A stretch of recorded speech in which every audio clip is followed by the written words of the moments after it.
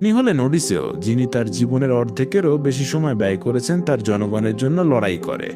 20 বছরের যুদ্ধের পর তিনি অবশেষে তার ভূমিতে ফিরে আসেন, যে ভূমি এখন শাসন করছে তার ছেলে তেলেমাকো, যিনি তার পিতাকে কখনো দেখেননি এবং একটি কঠিন পরিস্থিতির মুখোমুখি হয়েছেন।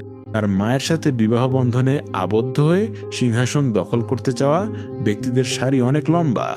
যদিও তিনি তাদের মুখোমুখি হতে চান, তেলেমাকো যোদ্ধার চেয়ে বেশি কূটনৈতিক।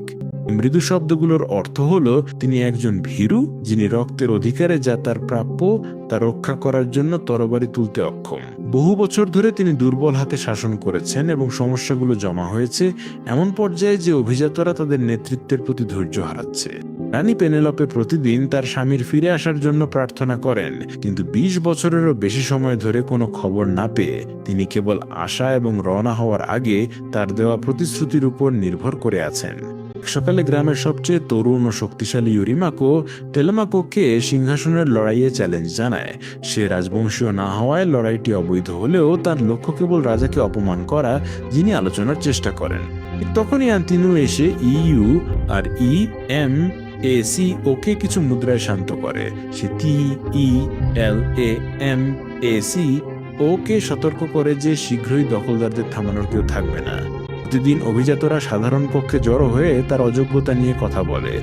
শীঘ্রই এই কথাগুলো হুমকিতে পরিণত হবে এবং কেউ সীমা অতিক্রম করে তাকে হত্যা করতে পারে।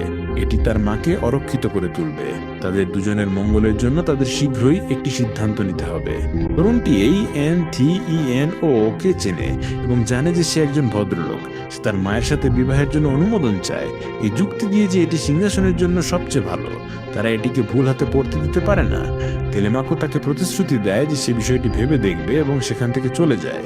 পরে তিনি তার মায়ের সাথে কথা বলেন, যিনি আর দুর্গ থেকে বের হতে পারেন না।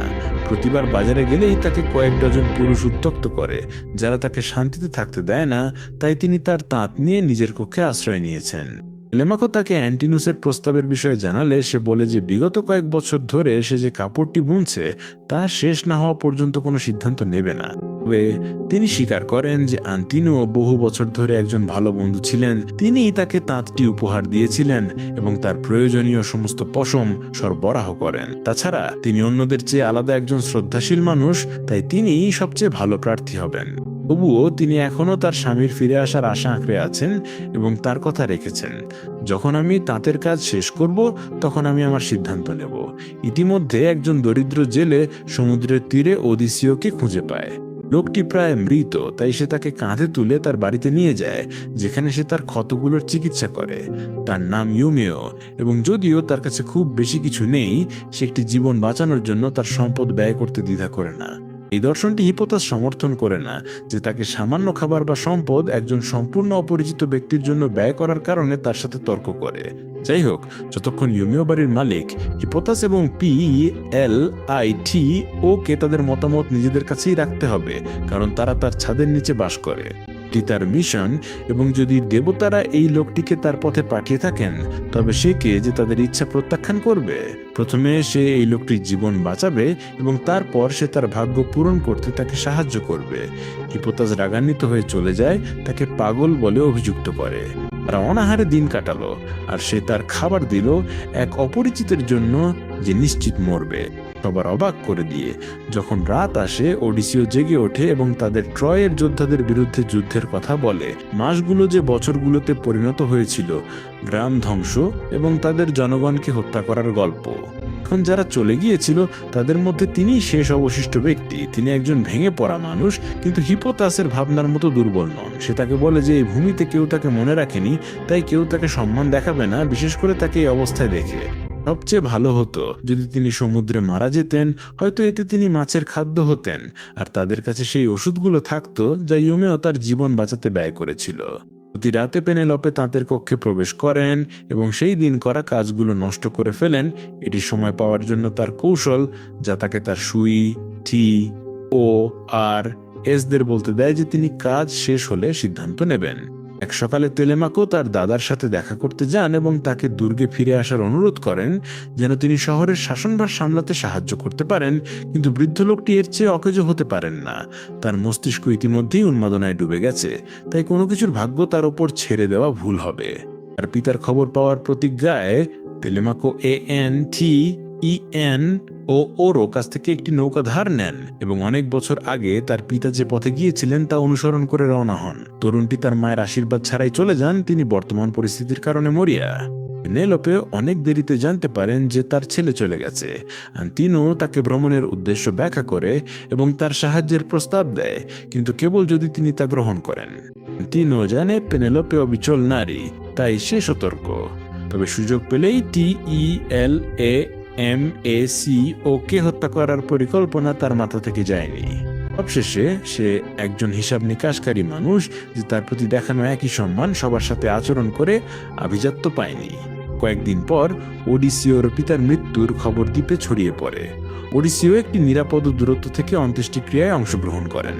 তিনি এখনও তার জনগণের সামনে নিজেকে প্রকাশ করার জন্য প্রস্তুত নন। তিনি সিংহাসন দখলকারীদের মোকাবিলা করার মতো শক্তি না আসা পর্যন্ত অপেক্ষা করবেন। যখন তিনি তার স্ত্রীকে দূরে দেখতে পান, তার শরীরের প্রতিটি অঙ্গ তাকে জড়িয়ে ধরার জন্য আকুল হয়, কিন্তু একদল পুরুষ সেখানে উপস্থিত হয়। তারা হলো সেই সুইটার্স যারা পেনেলোপেকে একটি সিদ্ধান্ত নেওয়ার জন্য দাবি করে। তারা যুক্তি দেয় যে এটি কেবল তার ছেলের জীবনই বাঁচাবে না, বরং জনগণের মধ্যেও আশা জাগাবে, কারণ কেউ বিশ্বাস করে না যে তেলেমাকো নেতৃত্ব দেওয়ার সাহস রাখে। তার ধৈর্য ফুরিয়ে আসছে এবং গুজব বলছে যে তেলেমাকো পালিয়ে গেছে তার মাকে একা ফেলে রেখে। এর মানে হলো সিংহাসন যে কেউ নিতে চাইলে তা নিতে পারে। তবু তিনি অটল থাকেন, তাদের মনে করিয়ে দেন যে তিনি এখনো রানী, তাই তাকে সম্মান করতেই হবে। তিনি প্রতিশ্রুতি দেন তাদের কাজটি শেষ হলেই তিনি স্বামী বেছে নেবেন, সেটি তিনি বিয়েতে ব্যবহার করবেন, আর প্রায় শেষও করে ফেলেছেন। এটি শুনে ওডিসিও দুর্গে ফিরে আসার সিদ্ধান্ত নেন, কিন্তু কেউ তাকে চিনতে পারে না। কেবল তার কুকুর আর্গোস তার পুরনো মালিককে চিনতে পারে এবং তাকে স্বাগত জানায়। দুর্ভাগ্যবশত কয়েক সেকেন্ড পরেই সে মারা যায়। মনে হয় আর্গোসের মৃত্যুর আগে একমাত্র মিশন ছিল তার মালিককে শেষবারের মতো দেখা। ওডিসিও তার দুর্গের সাধারণ কক্ষে প্রবেশ করেন, কিন্তু নিজের পরিচয় প্রকাশ করেন না। তিনি সেখানে হেঁটে বেড়ান এবং ট্রয়ের যুদ্ধের একজন বৃদ্ধ সৈনিক বলে দাবি করে কিছু খাবার চান। সেখানে উপস্থিত পুরুষরা বৃদ্ধটিকে নিয়ে উপহাস করে এবং তার মুখে খাবার ও ওয়াইন ছুঁড়ে মারে। তারপর তাকে তার 3 গুণ ওজনের এক প্রতিপক্ষের বিরুদ্ধে লড়াই করতে বাধ্য করে। অসুবিধার পরেও ওডিসিও এক আঘাতেই দৈত্যটিকে মেরে ফেলে। নিজের ঘরটা কি হয়ে গেছে দেখে সে হতাশ হয়ে চলে যেতে চায়। এখন এটি মাতাল আর নেশাগ্রস্ত অভিজাতদের আস্তানা যারা কর্তব্যবোধ হারিয়েছে। কিন্তু যাওয়ার আগে পেনেলোপে এসে তাকে থাকতে বলে এবং তার বৃদ্ধ দাসীকে সেবা করতে আদেশ দেয়। রাতের বেলায় যখন দাসী ওডিসিওকে স্নান করাচ্ছিল, সে তার পায়ে একটি ক্ষত চিহ্ন চিনতে পারে। সে সঙ্গে সঙ্গে তাকে তার নামে ডাকে এবং তিনি তার গলা চেপে ধরেন, শ্বাসরোধ করে তাকে হত্যা করেন। ইতিমধ্যে পেনেলোপে হতাশ হয়ে পড়েন যখন তিনি ভাবেন যে তার স্বাধীনতার মাত্র কয়েকদিন বাকি আছে এবং তিনি শেষ পর্যন্ত তাঁতটি ধ্বংস করে ফেলেন। দিনগুলো দ্রুত কেটে যায়। তেলেমাকো খালি হাতে ফিরে আসেন, যে কোনো কাজের জন্য তার অক্ষমতা নিশ্চিত করেন। পেনেলোপে তাকে সতর্ক করেন যে তার চলে যাওয়া উচিত, নতুবা তার জীবন ঝুঁকির মুখে পড়বে। সেই মুহূর্তে আন্তিনো বিবাহের আনুষ্ঠানিক প্রস্তাব নিয়ে উপস্থিত হয় এবং মনে হয় পেনেলোপে তা গ্রহণ করতে পারেন। তাছাড়া তেলেমাকো দুর্গ ত্যাগ করেন। আন্তিনো তার লোকদের ধরার নির্দেশ দেয়, কিন্তু সে উধাও হয়ে ওরও সাহায্য চায়। কেবল ওরও কাছেই নৌকা ছিল। তেলেমাকুস ও তার বাবা একে অপরকে চিনতে ব্যর্থ হয়। গ্রামে টেলিমাকোর বন্ধুদের তথ্য বের করার জন্য নির্যাতন করা হচ্ছে। আন্তিনুসের নির্দেশে ইউরিমাকোস শিকারী কুকুর নিয়ে তরুণটিকে খুঁজে বের করছে। তাকে ঘিরে থাকা বিপদ সম্পর্কে অজ্ঞ, তেলেমাকো সরলভাবে তাকে খুঁজতে আসা 2 ব্যক্তিকে স্বাগত জানাতে প্রস্তুতি নেন, যখন ওডিসিও এক আঘাতেই তাকে অজ্ঞান করে ফেলে। পুরুষরা এটি দেখে আক্রমণ করে এবং ওডিসিও তার ছেলের জীবন রক্ষার জন্য তাদের হত্যা করতে বাধ্য হন। অন্যরা পৌঁছানোর আগেই সবাই বনের দিকে পালিয়ে যায় এবং কুকুরগুলোকে বিভ্রান্ত করতে একটি জলপ্রপাত অতিক্রম করে। শহরে ফিরে আন্তিনো পেনেলোপে কে তাঁতটি নষ্ট করতে দেখে। তার হুমকি স্পষ্ট, যদি তিনি তাকে বিয়ে করতে সম্মত না হন, তবে তার ছেলে তার জীবনের বিনিময়ে মূল্য দেবে। পরদিন সকালে পেনেলোপে সমস্ত এসদের ডেকে পাঠান এবং ঘোষণা করেন যে সিদ্ধান্তটি তিনি নেবেন না, দেবতারা তার হয়ে নির্বাচন করবেন। তিনি তার স্বামীর ধনুকটি নেন এবং পাথরের ওপর 20টি মূর্তি স্থাপন করেন। তিনি ঘোষণা করেন যে যে ব্যক্তি কোনোটিকে না ফেলে বৃষ্টি ফাঁপা মূর্তির মধ্য দিয়ে তীর ছুঁড়তে পারবে সেই সিংহাসনের যোগ্য উত্তরাধিকারী হবে। পরীক্ষা শুরু হয় এবং অনেক পুরুষ ধনুকটি টানতেই ব্যর্থ হয়। লক্ষ্যভেদ করা তো দূরের কথা, সবার অবাক করে দিয়ে ওডিসিও উপস্থিত হন এবং চেষ্টা করার জন্য রানীর অনুমতি চান। পেনেলোপে সম্মতি দেন, তিনি ধনুকটি নেন এবং তার গোপনীয়তা জেনে রশি লাগানোর আগে কক্ষের আগুনের উত্তাপে কাঠামোটি গরম করেন, একটি কৌশল যা কেবল অস্ত্রের মালিকই জানতেন। দ্বিধা না করে ওডিসিও একটি তীর নেন এবং ছুঁড়ে মারেন। তীরটি বাতাস চিরে বেরিয়ে যায়, একটি মূর্তিও না ফেলে সবগুলো মূর্তির মধ্য দিয়ে চলে যায়, এভাবে প্রমাণ করে যে তিনি সিংহাসনের জন্য দেবতাদের দ্বারা নির্বাচিত।